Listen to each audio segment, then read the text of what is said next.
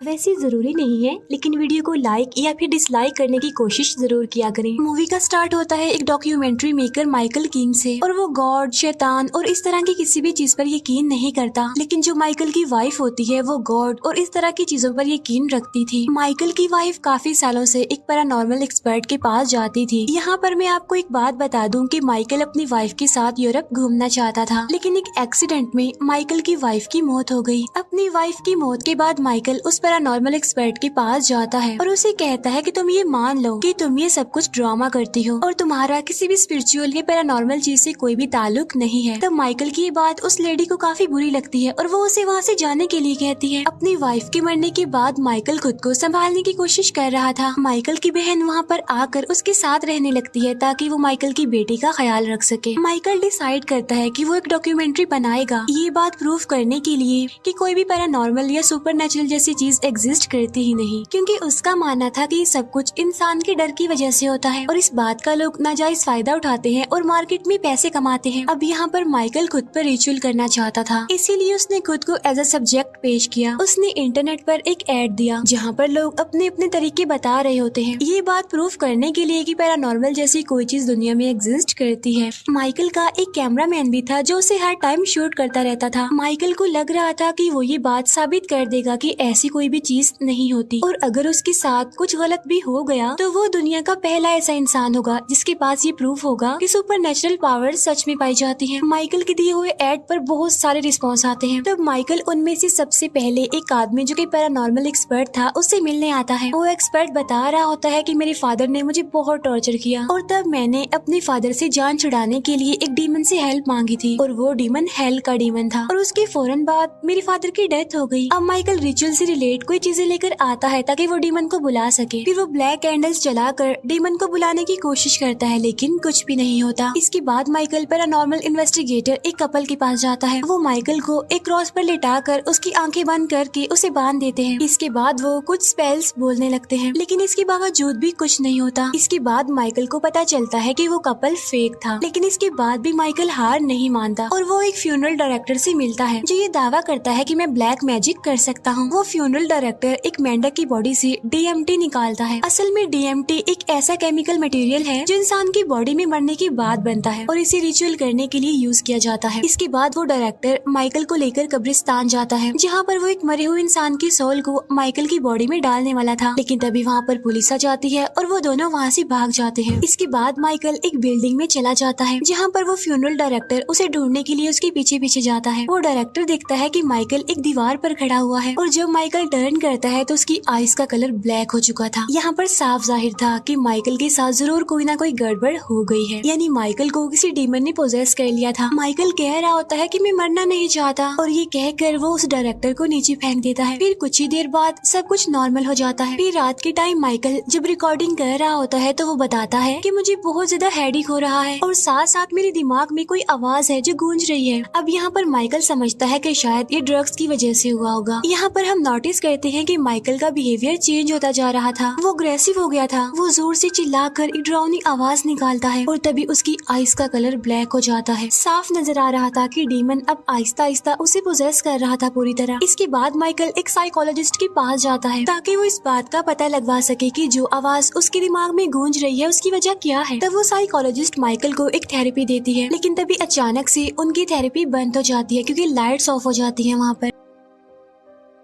Michael को अभी भी ऐसा फील हो रहा था कि उसके दिमाग में वो आवाजें अभी भी गूंज रही हैं, और जैसे ही वो इन आवाजों के बारे में बताने लगता है तो वो जोर से चिल्लाता है और जमीन पर गिर जाता है। इसके बाद ये सीन यहीं पर कट हो जाता है। तो माइकल का कैमरामैन उसे बताता है कि कोई भी इंसान ऐसी आवाज नहीं निकाल सकता जैसे तुमने निकाली थी थेरेपी के दौरान। लेकिन माइकल तो इस बात पर यकीन नहीं करता, बल्कि वो उसे कहता है कि शायद कैमरे में ही कोई खराबी होगी। अब वो कैमरामैन इस बात से एग्री नहीं होता, इसीलिए वो डिसाइड करता है कि अब वो ये काम नहीं करेगा। तो इसीलिए माइकल खुद ही अपनी रिकॉर्डिंग करने लगता है। अब माइकल रात में चलने लगा था, वो अपने सेंसेस में बिल्कुल भी नहीं था। एक दिन वो अपनी बहन के रूम में जाता है और उसे जगाने के लिए वो उसे टच करता है, और तभी हम दिखते हैं कि माइकल की आईज का कलर एकदम बदल गया है। वो पूरी तरह से पोजेस था, यानी वो डीमन उससे ऐसा करवा रहा था। इसके बाद माइकल की बेटी उसके पास आती है और उसे कहती है कि मैंने एक ड्रीम देखा है जिसमें मैंने एक मॉन्स्टर को देखा है। तब माइकल उससे पूछता है कि वो मॉन्स्टर कैसा दिखता है, इस पर उसकी बेटी कहती है कि वो आप जैसा दिखता है, और मुझे तो लगता है पापा वो मॉन्स्टर आप ही हैं। तब माइकल उसे समझाता है कि मैं आपका फादर हूँ, इसीलिए मैं तो आपको नुकसान कभी भी नहीं पहुँचा सकता। एक दिन माइकल को गार्डन में एक मरा हुआ बर्ड मिलता है और जब वो ऊपर के रूम में दिखता है तो वहाँ पर उसे डीमन खड़ा हुआ दिखता है। तब माइकल अपनी बेटी और अपनी सिस्टर को चेक करने के लिए अंदर जाता है। तब उसकी बहन उसे कहती है कि हम दोनों बिल्कुल ठीक है। अब माइकल के दिमाग में जो आवाजें गूंज रही थी वो अब उसे बोलती हुई सुनाई देने लगी थी। मीन्स वो आवाजें उसे कुछ कह रही थी। अब यहाँ पर माइकल को रियलाइज होता है कि उसके साथ बहुत ही खतरनाक हो चुका है। अब माइकल तंग आकर उस आवाज को कहता है कि प्लीज मुझे अकेला छोड़ दो और क्या तुम यहाँ से चले जाओगे? अगर तुम सच में एग्जिस्ट करते हो तो चले जाओ, मैं मान जाऊंगा तुम्हें। और तभी माइकल को एक आवाज सुनाई देती है जो उसे कहती है नो, यानी मैं नहीं जाऊंगी। फिर माइकल की इमेज स्क्रीन पर आती है जो उसे डराने की कोशिश करती है। अब यहाँ देखने पर ऐसा लग रहा था कि स्क्रीन के अंदर कोई और ही है, तो इसीलिए माइकल हेल्प मांगने के लिए उसी पैरानॉर्मल एक्सपर्ट के पास जाता है जिसने उसे बताया था कि मैंने अपने फादर से जान छुड़वाने के लिए डीमन से हेल्प ली थी। लेकिन तभी उसे पता चलता है कि वो पैरानॉर्मल एक्सपर्ट तो मर चुका है। इसके बाद वो एक फादर को कहता है कि मैं खुद पर एक एग्जॉर्सिज्म करवाना चाहता हूँ, लेकिन फादर ये कहते हुए उसकी हेल्प करने से इनकार कर देते हैं कि चर्च एग्जॉर्सिज्म नहीं करता। इसके बाद माइकल उसे फ्यूनरल डायरेक्टर के पास जाता है, लेकिन वो डायरेक्टर भी माइकल को इनकार कर देता है ये कहते हुए कि इसमें तुम्हारा ही कसूर है। इसके बाद माइकल उसी कपल के पास जाता है, लेकिन वो भी उसकी हेल्प करने से इनकार कर देते हैं। अब माइकल का खुद पर कंट्रोल खत्म होने लगता है। वो एक दिन नाइफ लेकर अपनी बेटी के रूम में जाता है उसे मारने के लिए। वो पूरी तरह से पोजेस्ड हो चुका था, वो अपने सेंसेस में नहीं था। फिर नेक्स्ट डे माइकल की बहन को उनका डॉग बेड पर मरा हुआ मिलता है। अब माइकल अपनी सिस्टर और अपनी बेटी को कहता है कि तुम अपने अपने फ्रेंड्स के घर चली जाओ, क्योंकि चर्च ने एग्जॉर्सिज्म करने से मना कर दिया है, तो इसीलिए वो एग्जॉर्सिज्म खुद करेगा। अब माइकल खुद ही पर एग्जॉर्सिज्म करने लगता है, लेकिन एग्जॉर्सिज्म करना कोई आसान बात थोड़ी होती है, खास तौर पर उस पर्सन के लिए जिसने गॉड पर कभी यकीन ही ना किया हो। अब माइकल जब रिचुअल कर रहा होता है तो उसके हाथ में जो बाइबल होती है उसमें आग लग जाती है और तभी उस रूम में एक एंटिटी आ जाती है और वो माइकल को रूम में इधर से उधर मारने लगती है। वो एंटिटी पूरी तरह से माइकल की बॉडी को पोजेस कर चुकी थी। वो एंटिटी माइकल से उसके चेस्ट पर एक रिचुअल स्टार बनवा देती है। फिर नेक्स्ट डे माइकल जब अपने चेस्ट की स्किन को स्टिचेस लगा रहा होता है तो उसे दर्द का जरा भी एहसास नहीं होता। माइकल उस निडल को अपनी उंगली में ही घुसा देता है, लेकिन उसे फिर भी दर्द नहीं होता। अब वो आवाज माइकल को बार बार उसकी बेटी को मारने के लिए कहती है, लेकिन माइकल इसके लिए इनकार कर देता है। एक रात माइकल एक अनजान औरत का पीछा करता है ताकि वो उसे मार दे और शैतान उसकी बेटी को कुछ ना कहे, लेकिन वो उस औरत को नहीं मार पाता, बल्कि रोड साइड पर जो आदमी सो रहा होता है वो उसे मार देता है। अब माइकल ये नहीं चाहता था कि वो और ज्यादा नुकसान करे, क्योंकि उसका अब खुद की बॉडी पर कंट्रोल नहीं था। इसीलिए वो घर जाता है और खुद को हैंडकफ लगाकर उसकी चाबी खुद से काफी दूर फेंक देता है।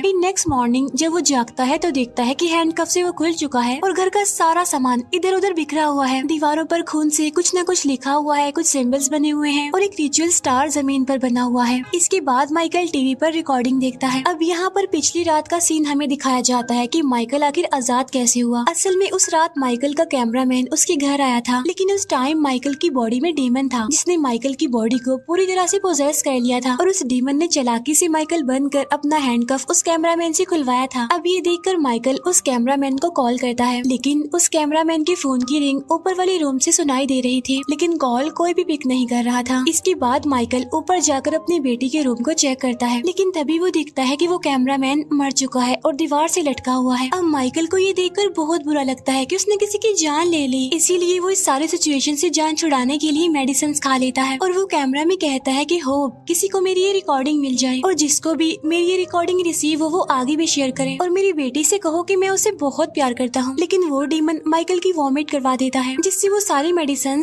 बाहर निकल जाती है। अब वो डीमन मिरर को तोड़ देता है और वो माइकल को कहता है कि तुम्हें हर सूरत अपनी बेटी को मारना ही होगा, लेकिन यहाँ भी माइकल अपनी बेटी को मारने से इनकार कर देता है। फिर नेक्स्ट सीन में माइकल एक रॉकिंग चेयर पर बैठा हुआ था और जो आवाज उसके सर में गूंज रही थी वो उसे कहती है, माइकल अब हम दोनों साथ हैं। फिर नेक्स्ट मॉर्निंग माइकल की सिस्टर और उसकी बेटी घर आते हैं। यहाँ पर माइकल अपनी बहन का गला पकड़ लेता है और उसे एक ही हाथ से ऊपर हवा में कर देता है, जिससे उसकी गले की हड्डियां टूट जाती हैं और उसकी बहन की मौत हो जाती है। अब यहाँ पर कुछ टाइम के लिए माइकल अपनी असली हालत में वापस आता है और वो अपनी बेटी को कहता है कि भाग जाओ यहाँ से। तब माइकल की बेटी अपने रूम में जाकर छुप जाती है। तब माइकल उसे ढूंढने के लिए ऊपर जाता है। अब यहाँ पर हम देखते हैं कि उस डीमन ने माइकल की बॉडी पर पूरी तरह से कब्जा कर लिया था। अब वो डीमन माइकल की बेटी को ढूंढ लेता है, लेकिन तभी टेबल पर पड़ा हुआ कॉइन घूमने लगता है और ये वही कॉइन था जो मरने से पहले माइकल की वाइफ के हाथ में था। अब यहाँ पर माइकल और उस डीमन के बीच फाइट होने लगती है। माइकल नहीं चाहता था कि वो डीमन उसकी बॉडी को पोजेस करे, इसीलिए वो अपनी वाइफ की सॉल से हेल्प मांगता है। इसके बाद वो मिरर में देखता है और कुछ टाइम के लिए उसे अपनी बॉडी पर कंट्रोल मिल जाता है। ये देखकर माइकल विंडो से कूद जाता है और उसकी फौरन ही मौत हो जाती है। माइकल की मौत के साथ ही मूवी यहीं पर एंड हो जाती है।